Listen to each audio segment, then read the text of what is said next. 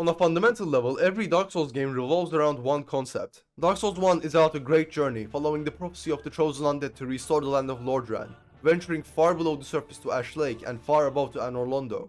Dark Souls 2 expands more upon the idea of undeath. The sequel is more about the struggle to get rid of the undead curse, even showing this via gameplay where you lose health if you lose your humanity and you have to use a human effigy. And Dark Souls 3? Dark Souls 3 is about Decay.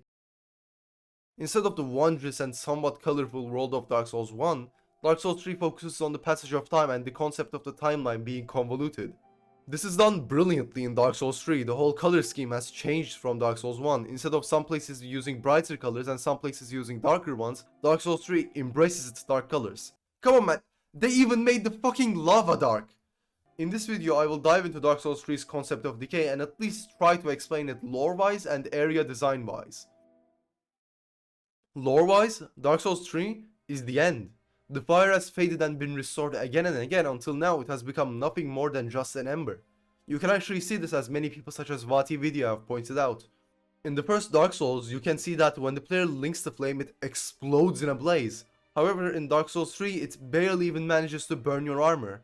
Anyways, getting back on track, the weakening of the fire has also affected the world directly.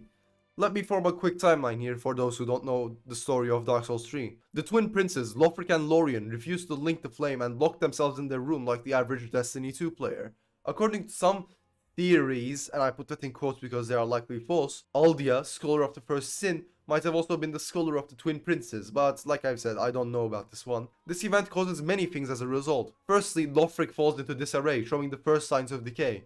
And secondly, the fire weakens. Since the fire has weakened, the fire itself says, "Man, screw this, I'm clicking on the Lords of Cinder and writing Resurrect in the console," and revives all of the past Lords of Cinder, who are the Abyss Watchers, Yhorm the Giant, Eldritch Devourer of Gods, and Ludleth. Hold on, I'm about to start talking about the decay part. These Lords of Cinder come back to life and they also say hell no to the linking of the first flame except Ludleth. That is interesting, isn't it? I know this has been talked about a lot in other videos, but all these lords came back to life and yet they still refuse to link the flame again. I think that these lords saw the futility of linking the flame. The world is decaying alongside the first flame. There is nothing they can do to help it really. After linking the first flame for the first time, the Abyss Watchers discovered that the abyss inside of the catacombs that they were fighting was still there after what was probably centuries since they last linked the flame. Yhorm the Giant came back to his home, the profane capital, only to find a dilapidated version of it, all burned and ruined. Aldrich woke up and saw past the illusion of the flame. He knew that an age of the deep sea would come. Ludleth just accepted his fate and returned to Firelink Shrine, waiting to be turned into ash. Even though it might appear as if Ludleth has bigger balls than Yhorm, that isn't really true. He accepted his ruined, decaying, and terrible destiny without fighting it. Ignorance is what he represents really. Ignorance to change and to keep worshipping a dead flame. That is what makes up the decay of Dark Souls 3. Even though I will talk about this theme more in the area design part, lore-wise I think Yhorm is the most fitting to this narrative. Yhorm, after all that time, like I've said, went back to his capital only to find it burnt and destroyed. The people whom he wished to protect and loved were dead even though they had never loved him in return. A decay on both a physical level and an emotional level, since this probably took a toll on Yhorm. Even if we don't focus on Yhorm, the main theme of all these Lords of Cinder except Ludleth is that they realized that the flame couldn't stop the decay of the world.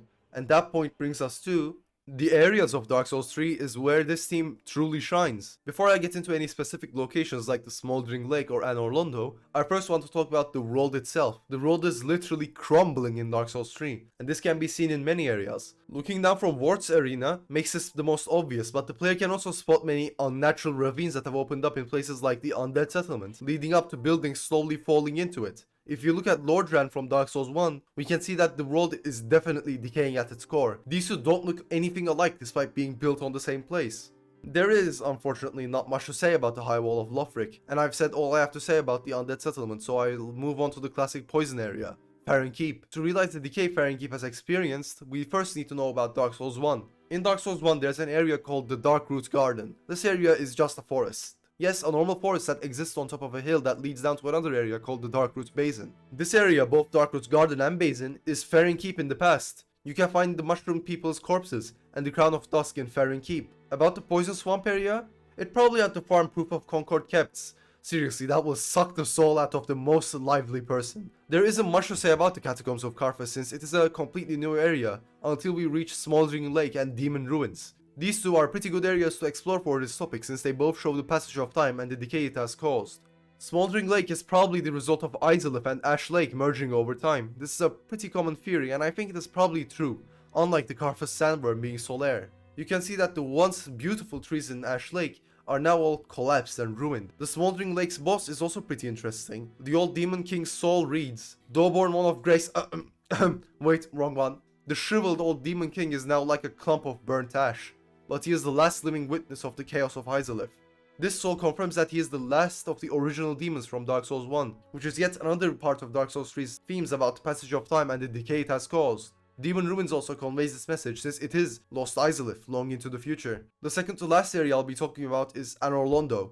Anor Londo in Dark Souls 3 is a far cry from its Dark Souls 1 version. Anor Londo in Dark Souls 1 was beautiful, it had perfect white marble floors and it had the sun shining on it, which was an illusion but still. Dark Souls 3's Anor Londo is more grey in color, and its interior is just dilapidated and ruined to say the least. The pillars holding up the building have been damaged and the floor has been cracked and crumbled to the point that you can actually see under the floor. The last area I'll be talking about in this video is obviously the Grand Archive. Nah, just kidding. It's the Kiln of the First Flame. The Kiln of the First Flame is the ultimate representation of all of Dark Souls 3's themes, including its boss, but we'll get to that later. Remember how the Undead Settlement looked? Yeah, it is that, but bigger. Much bigger. The kiln has buildings and locations from all the time periods of Dark Souls, and they are all ruined and crumbling while falling into the giant ravines in the kiln. But that isn't the most important part of this area. It is the soul of Cinder. Time and time again the flame has been linked, and now that it is in its most desperate and ruined form, the First Flame has resurrected a manifestation of everyone that has linked the flame in the past, resulting in the literal soul of the First Flame. And everything I talked about in this video is why Dark Souls 3 is thematically about the passage of time, ignorance, and decay. Thanks for watching, I hope you enjoyed this video, and if you did, I would really appreciate it if you could subscribe. I am planning on making a standalone video on the soul of Cinder. Goodbye.